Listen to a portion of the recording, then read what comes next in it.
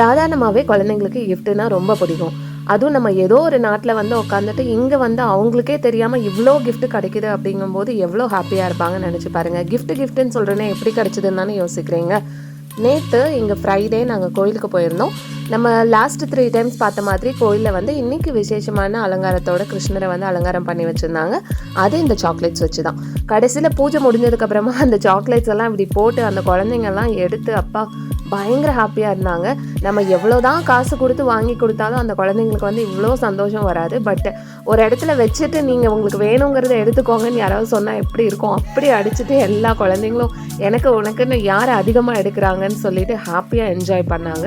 So அவ்வளோ சாக்லேட்ஸும் நம்ம குழந்தைங்க வந்து இப்படி எடுத்துகிட்டு வந்தது தான்.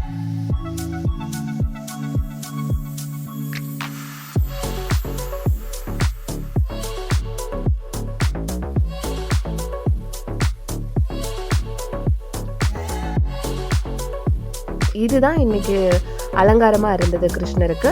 பாருங்கள் எவ்வளோ சூப்பராக அலங்காரம் பண்ணியிருக்காங்கன்ட்டு. பிஸ்கட்ஸு, சாக்லேட்ஸு, லாலிபாப்பு, அதுக்கப்புறம் ஸ்டேஷ்னரி ஐட்டம்ஸ் இருக்குது இல்லைங்களா, அந்த ஷார்ப்னர், பென்சில், ஸ்கேலு அதெல்லாம் வச்சு அலங்காரம் பண்ணியிருந்தாங்க.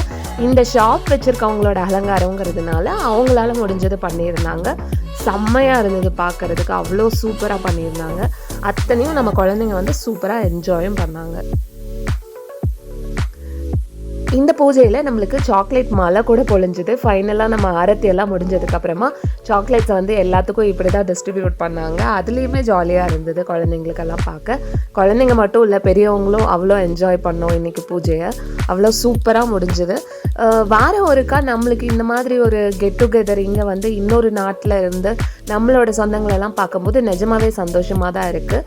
ஒரு ஹாப்பி மூமெண்ட்டுன்னு சொல்லலாம். நேற்று எனக்கு மட்டும் இல்லை, குழந்தைங்களுக்கும் கூட.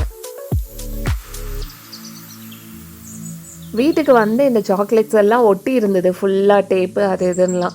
அதெல்லாம் எடுத்து எனக்கு உனக்குன்னு சொல்லி பிரித்து முடிச்சதுக்கப்புறம் தான் அந்த நாளே முடிஞ்சுது. டைம் பார்த்திங்கன்னா தெரியும், பின்னாடி 9:45 நாங்கள் வீட்டுக்கு வந்தப்போ. வந்துட்டு இந்த மாதிரி இருந்த ஒவ்வொரு இதையும் வந்து எல்லாம் டேப் போட்டு ஒட்டி ஸ்டிக் பண்ணியிருந்தாங்க இல்லையா, அதனால் அதெல்லாம் எடுத்து இது எனக்கு இது உனக்குன்னு சொல்லி பிரிச்சுட்டு உக்காந்துட்டு இருந்தோம். ஸோ இதுவும் ஜாலியாக தாங்க இருந்தது. நம்மளோட ஃபைனல் கலெக்ஷன் இதுதான்.